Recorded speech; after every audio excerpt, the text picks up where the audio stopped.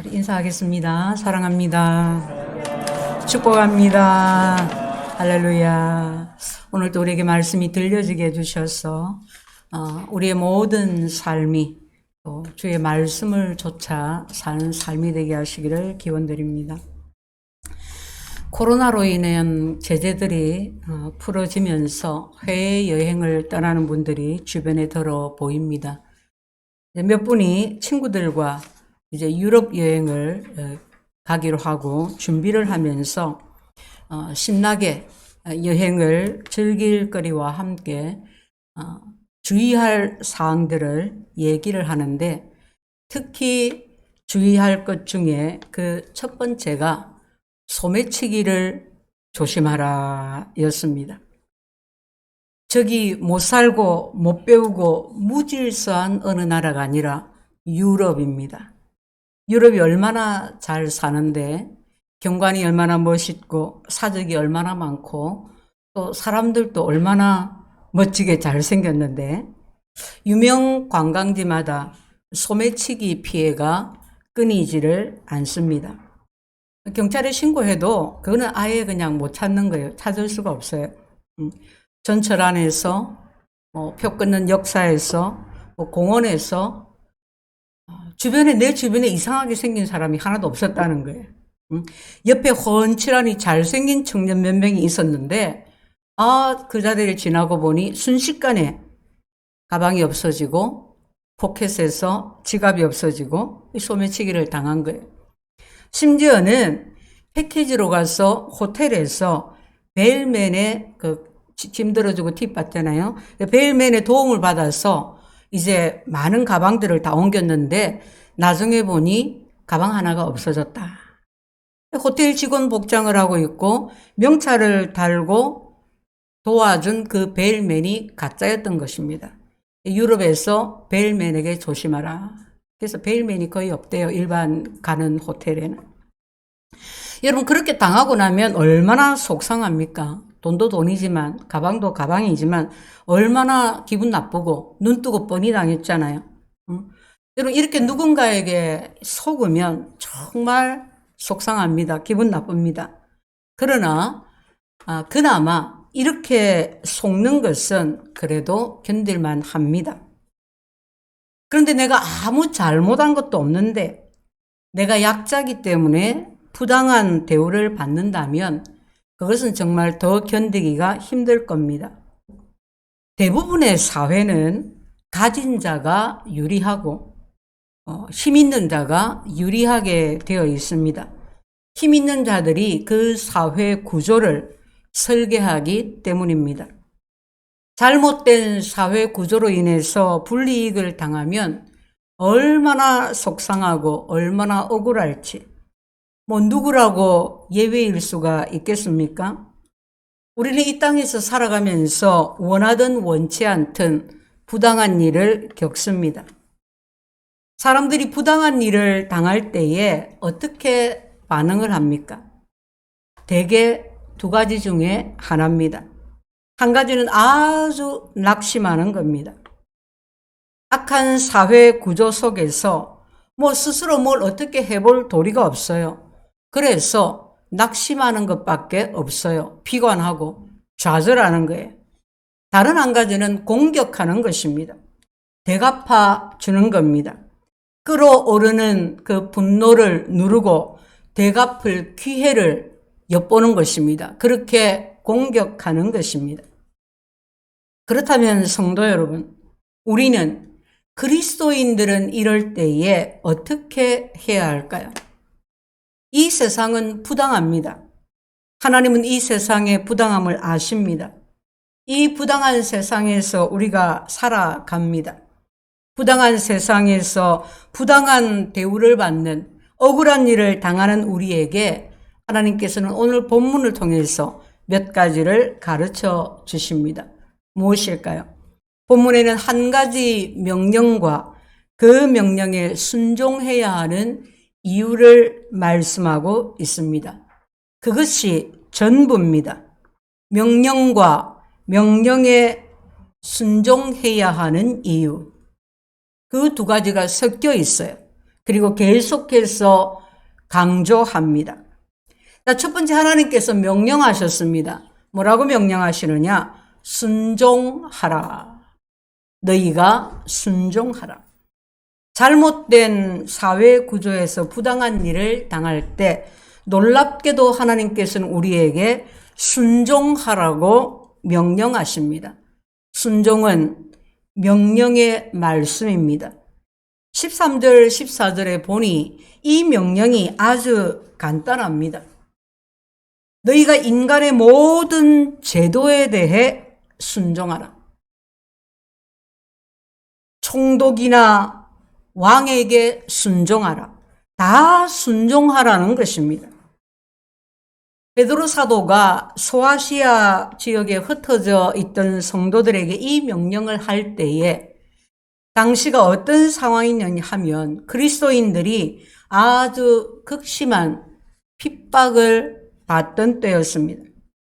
예수님을 믿는다는 이유 하나로 고향에서 쫓겨나고 억울한 일을 당하고 감옥에 갇히고 노예로 팔려갔습니다. 그들은 고용주에게 학대를 당하고 관리들의 공격을 수시로 받았습니다. 이런 때에, 이런 상황 하에 너희는 인간의 모든 제도에 순종하라고 명령하는 것입니다. 이 명령이 얼마나 말도 안 되는, 얼마나 터무니없게 들렸겠습니까? 그러나 베드로는 여기서 그치지 않습니다. 오히려 범위를 좀 더 좁혀 들어가서 그리스도인들의 삶 가까이로 들어가서 이 명령을 덧붙입니다. 18절 말씀에 사환들아 범사에 두려워함으로 주인들에게 순종하되 선하고 관용하는 자들에게만 아니라 또한 까다로운 자들에게도 그리하라. 정부에 대해서 순종하라. 왕에 대해서 순종하라는 명령보다 이것이 더 어려울 수 있습니다. 그렇지 않습니까? 이 명령은 그들의 삶과 우리의 삶과 밀접하게 관련되어져 있기 때문입니다. 오늘날에 적용해 보면 이와 같은 겁니다. 자, 직장에서 한번 보십시오. 우리가 직장 생활을 하는데 직장에는 아주 좋은 상사만 있는 것이 아닙니다. 까다롭고 나쁜 상사도 있습니다. 그런데 좋은 상사에게 그들에게만 순종하는 것이 아니라 까다롭고 나쁜 상사에게도 이기적이고 게으른 상사에게도 불공정한 상사에게도 너희가 순종하라는 것입니다. 어떻게 이렇게 할 수가 있을까요? 이 명령에 어떻게 해야 할까요? 성도 여러분, 당시든 지금이든 우리는 하나님의 말씀을 피해갈 수 없습니다. 내가 이해가 되고 동의되는 것에 대해서만 아멘하며 받을 수 없습니다. 로마 제국은 그리스도인들에게 호의적이지 않았습니다. 당시 로마 제국의 황제가 네로 황제입니다.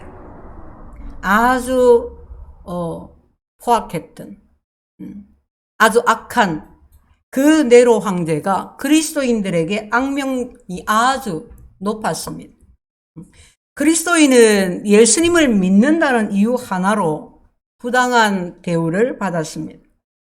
그런데 어떻게 이 잘못된 정부의 왕에게 순종할 수가 있겠습니까? 여러분, 이 순종이라는 것은 의지적인 것입니다. 그냥 자연스럽게 저절로가 아니라 내 의지가 동원되는 것입니다. 내 의지로 복종하고 순종하는 것입니다.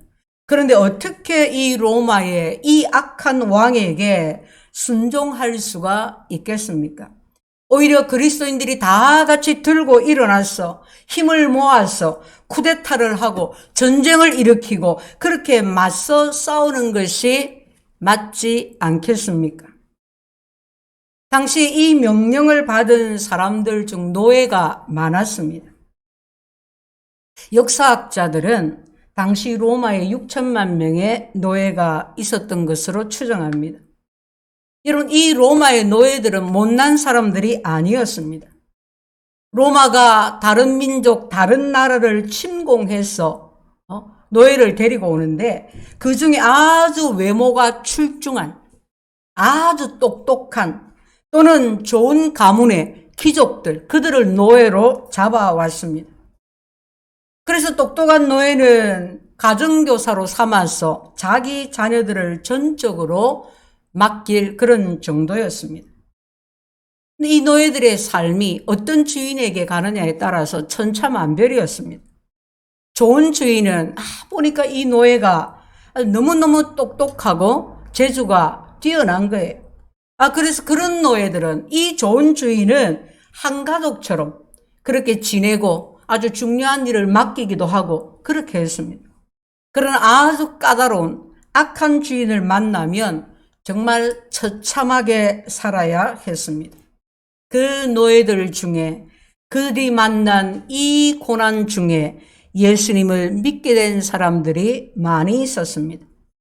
그런데 지금 베드로 사도는 그들에게 좋은 주인은 물론이고 나쁜 주인에게도 너희가 순종하라 하고 명령한 것입니다. 한때 일부 신학자들은 수단과 방법을 가리지 않고 잘못된 제도에 대해서, 잘못된 정부에 대해서 항거해야 한다, 뒤엎어야 한다고 주장했습니다. 그래서 신학자들뿐만이 아니라 목회자들 가운데서도 많은 사람들이 반정부 운동에 앞장서고 투쟁에 앞장서기도 했습니다. 그러나 성경을 보면 하나님은 결코 이런 방법과 방식에 대해서 긍정하지 않으십니다. 주님은 이렇게 말씀하셨습니다. 가이사의 것은 가이사에게, 하나님의 것은 하나님께 바치라. 이게 무슨 의미일까요? 잘못된 정부가 시행하고 있는 것들에 대해서 그들이 매기는 불합리한 세금에 대해서 바치라는 것입니다. 바울도 위에 있는 권세자들에게 복종하고 그들을 위해서 기도하라고 당부했습니다. 성경 어느 곳에서도 항거해라, 폭동을 일으키라고 하는 곳은 없습니다. 물론 정부나 당국에서 우상 숭배를 강요하고 성경과 배치되는 것을 요구한다면 우리는 거기에 대해서 순종하지 말아야 합니다. 우리가 코로나 유행에 교회의 문을 닫고 교회에서 모여 예배드리지를 않은 것은 정부에서 예배를 드리지 말아라, 모이지 말라 해서가 아닙니다.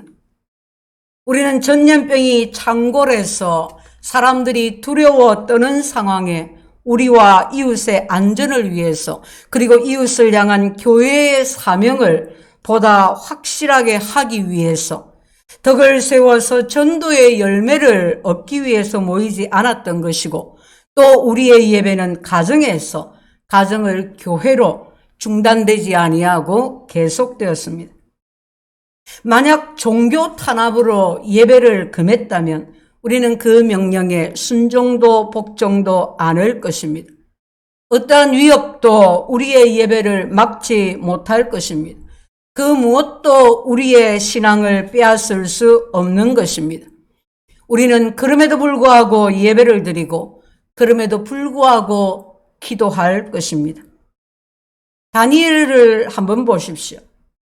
우리는 다니엘처럼 나 외에는 절하지 말라, 경배하지 말라 명령한 그 왕의 명령을 거부할 수 있어야 합니다. 다니엘은 여전히 동일한 시간에 늘 하던 대로 하나님을 예배했습니다. 기도했습니다. 폭동이 아니라 온건한 방법으로 자기 신앙에 대해서 분명하게 밝히고 우상 숭배를 거부했습니다. 우리도 그리할 수 있기를 주의 이름으로 축원드립니다. 자, 너희가 이와 같이 순종하라. 그러면 우리는 왜 이렇게 순종해야 합니까? 왜 우리는 인간의 모든 제도에 대해 순종해야 할까요? 다른 사람들은 차치하고 왜 우리 그리스도인들은 인간의 모든 제도에 순종해야 하며 또 어떻게 그렇게 할 수 있을까요? 하나님께서는 이와 같은 우리의 의문을 잘 아십니다. 그래서 우리가 왜 순종해야 하는지 그 이유를 본문에서 자세히 가르쳐 주고 있습니다. 왜 우리는 인간의 모든 제도에 순종해야 합니까? 13절은 이렇게 시작합니다. 인간의 모든 제도를 주를 위하여 순종하되 주를 위하여 순종하는 것이다. 이것이 하나님께서 우리에게 말씀해 주시는 순종해야 하는 이유입니다. 다시 말해서 우리가 인간의 모든 제도에 순종해야 하는 이유는 정부가 옳아서도 아니고 직장이 회사가 다 좋아서도 아니고 상사가 다 훌륭해서도 아닙니다. 우리가 순종해야 하는 이유는 뭐라고요? 주를 위해서. 오직 주를 위해서 순종하라.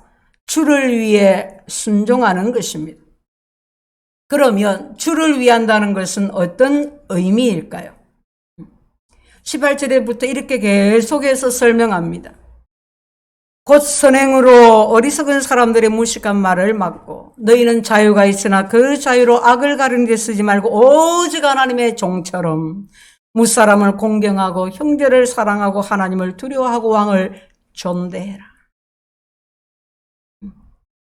이 세상에서 자신이 잘못해서 불합리해서 자신이 나빠서 그래서 우리가 어려움을 받을 때가 있습니다.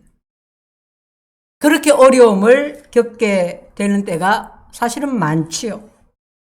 그런데 어떻게 그들의 입을 막고 어떻게 그들의 잘못된 행위를 막을 수가 있을까요? 정말 죽도록 노력을 해서 그 사람보다 더 높은 자리에 올라가면 될까요? 아니면 혁명을 반대하고 시위하고 그래서 다 뒤집어 엎어버리면 될까요? 열심히 노력을 해서 높은 자리에 올라가서 또는 한거에서 어느 정도 이룰 수 있을지 모르겠지만 사실 그것들은 근본적인 해결책이 될 수는 없습니다. 그 나쁜 사람, 나쁜 놈 하나 내려가면 다른 나쁜 놈 또 올라갑니다. 나쁜 사람이니까 나쁜 놈. 사실 그 세상의 역사를 한번 보십시오. 역사가 늘 이렇게 반복이 되었습니다. 한 역사가는 인류 역사를 원수 갚는 역사라고 했습니다. 상대를 밟고 일어서는 역사라는 것입니다. 예전에 중국 영화, 홍콩 영화가 이런 내용들이 너무 많았습니다. 한 집안이 부당한 일을 겪고 망합니다. 부모가 죽으면서 내 원수를 갚아다오 하고 죽습니다. 자식은 겨우겨우 도망쳐서 한 스승을 만나서 수련을 합니다. 물 깃는데 3년, 장작 패는데 3년, 밥 짓는데 3년.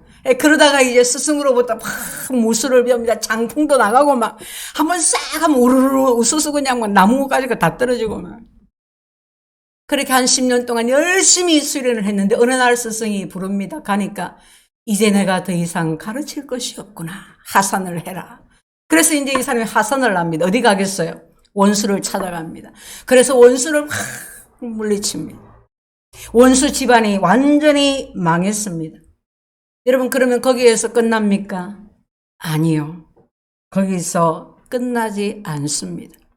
그의 복수로 인해서 망하게 된 그 집안, 그 집의 자녀가 피눈물을 흘리면서 마음에 내가 꼭 복수하리라를 새기면서 이를 갈면서 원수 갚을 기회를 노립니다. 그러다가 장성해서 힘이 생겨서 자기 아버지 원수를, 자기 집안 원수를 되갚습니다. 이렇게 원수 갚는 일이 자꾸 재생산이 됩니다. 반복이 됩니다. 악순환의 고리가 끊어지지를 않습니다. 이런 관점에서 볼 때 인류의 역사가 이렇습니다. 원수 갚는 것이 인류 역사인 것입니다. 정부가 그렇고 나라가 그렇고 민족이 그렇습니다.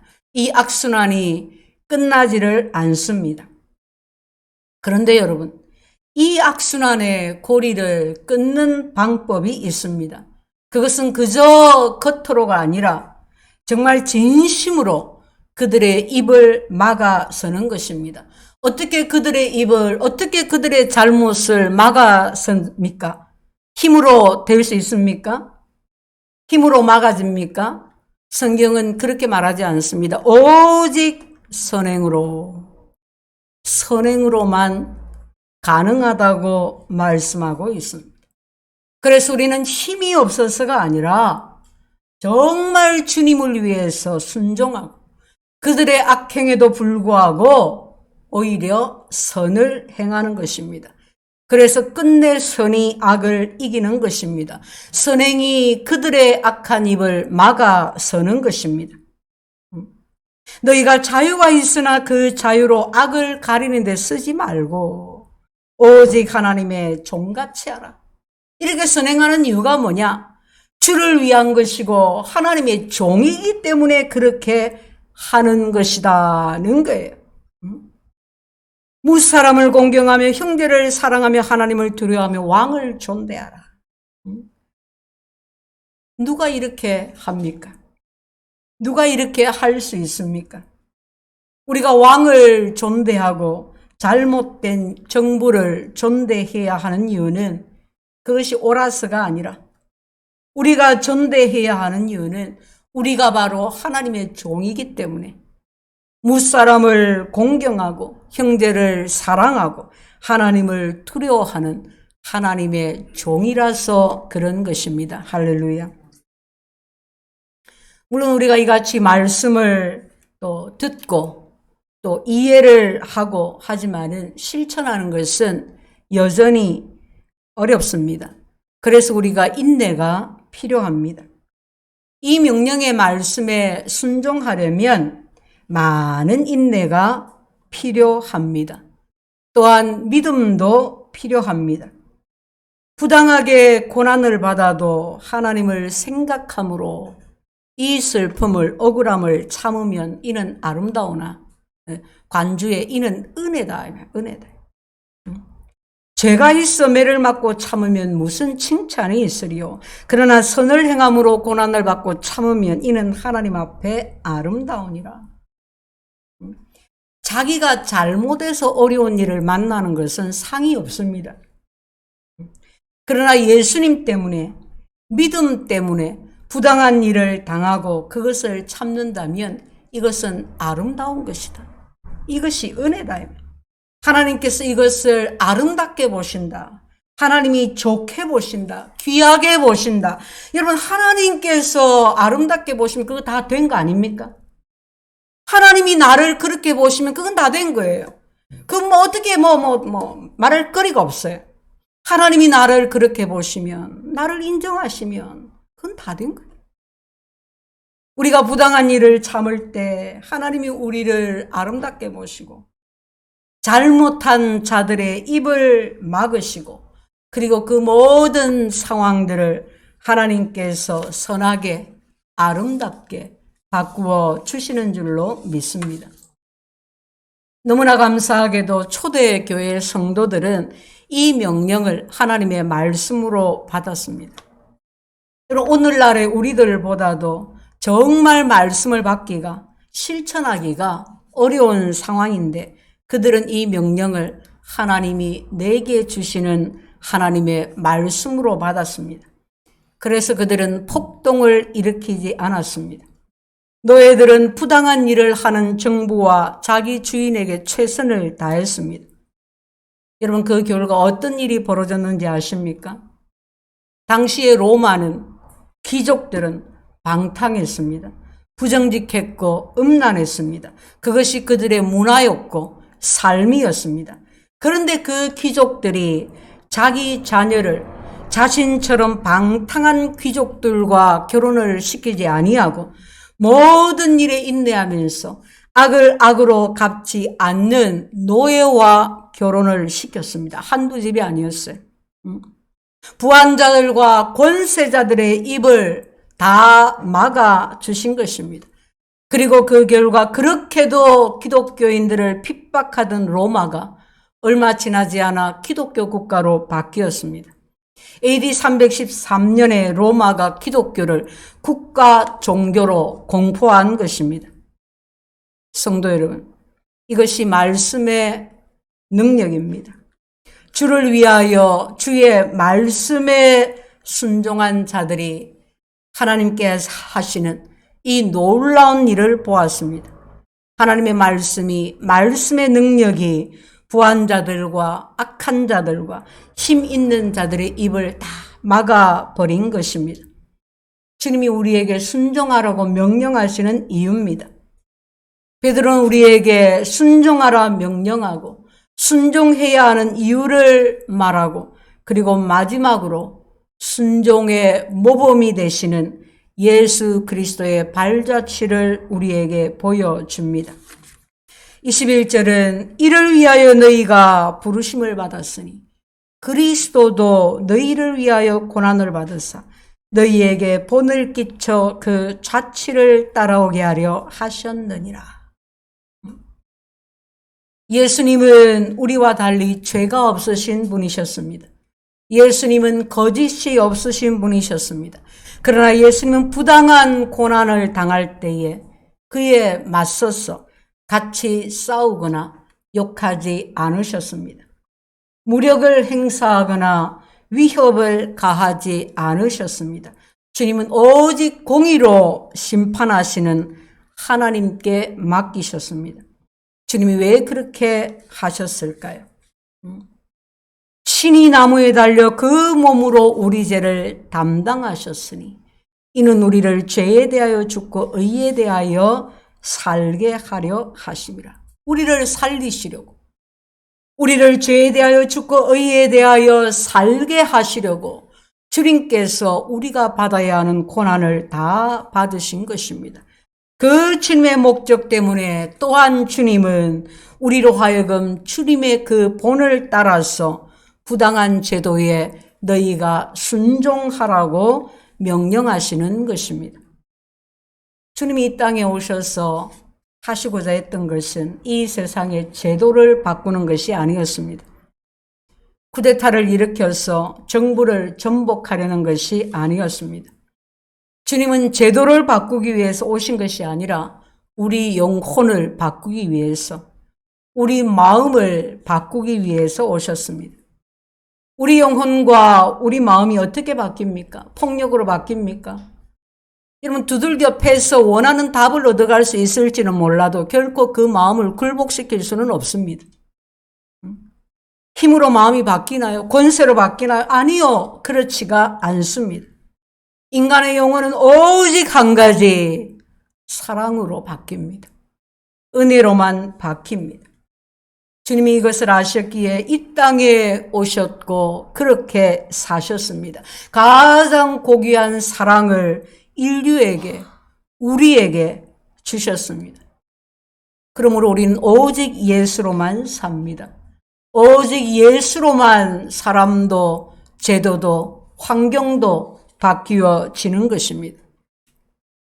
예수님이 잡히시던 날 밤에 큰 무리가 칼과 몽치를 가지고 예수님을 잡으러 왔을 때 제자 중 한 사람이 칼을 빼어 휘둘러서 그 대제사장의 종의 귀를 떨어뜨렸을 때 주님께서 그 떨어진 귀를 그 종의 귀에 붙여주시면서 칼을 휘두른 그 제자를 책망하셨습니다. 네 칼을 도로 칼집에 꽂으라. 칼을 가지는 자는 다 뭐로 망하느니라? 칼로 망하느니라.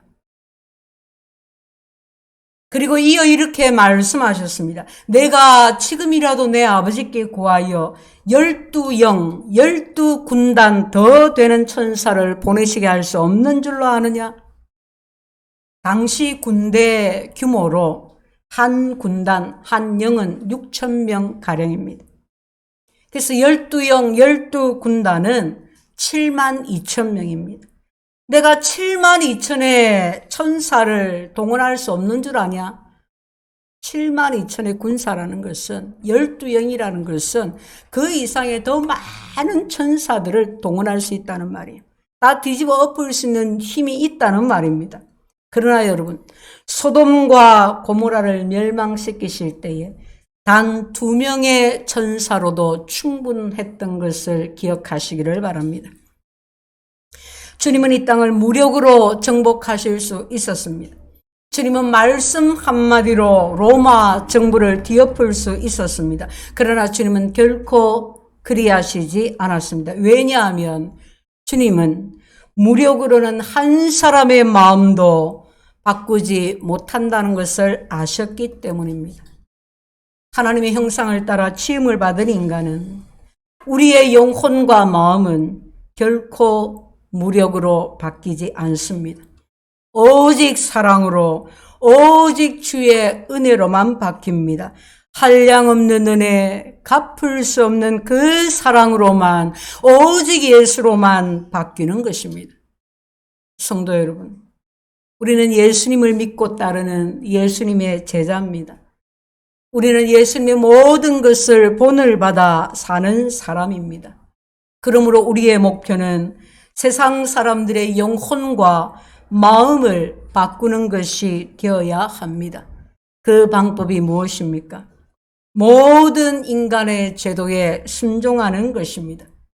부당한 일을 당할 때 이를 갈며 분노를 끓이는 것이 아니라 모든 것을 공의로 심판하시는 하나님께 맡기는 것입니다. 여러분, 내가 원수 갚는 것이 더 확실하겠습니까? 하나님이 해주시는 것이 확실하겠습니까? 하나님. 굉장히 무서운 말씀입니다.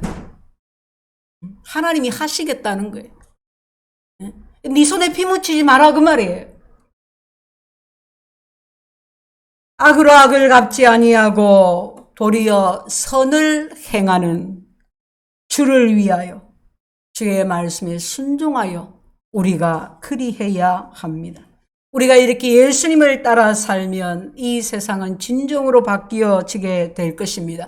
가정이 바뀌고 학교가 바뀌고 직장이 바뀌게 될 것입니다. 언젠가 여러분 주위의 사람들이 예수가 그리스도이심을 믿고 하나님께로 돌아오는 역사가 있게 될 것입니다.